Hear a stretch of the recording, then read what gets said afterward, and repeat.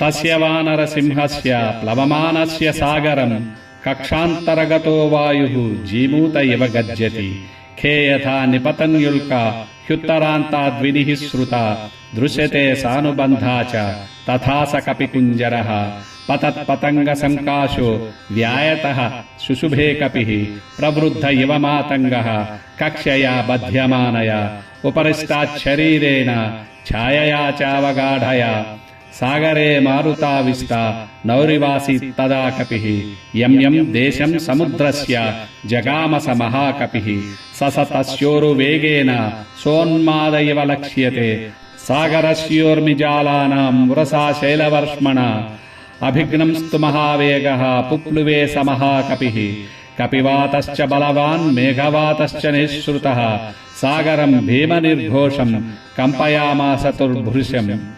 వానరసింహుడైన హనుమంతుడు సముద్రాన్ని లంఘిస్తూ దూసుకుపోతున్నప్పుడు ఆయన భుజాల మధ్య ప్రవహించిన గాలి మేఘగర్జనలా ధ్వనిస్తోంది.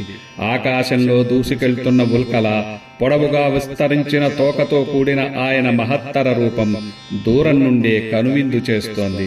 ఆ కపివీరుడు ప్రయాణిస్తున్న అగ్ని పతంగల్లా ప్రకాశిస్తున్నాడు. ఆయన విస్తారమైన దేహంతో ఆకాశంలో వెళుతూ ఉండగా క్రింద సముద్రంపై పడిన ఆయన నీడ ఒక మహానౌక గాలికి తోసుకుపోతూ సాగుతున్నట్లుగా కనిపిస్తోంది.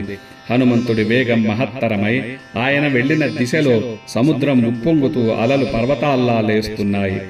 ఆయన సముద్రాన్ని కంపింపచేస్తూ వాయువేగంతో ముందుకు దూసుకుపోతున్నాడు.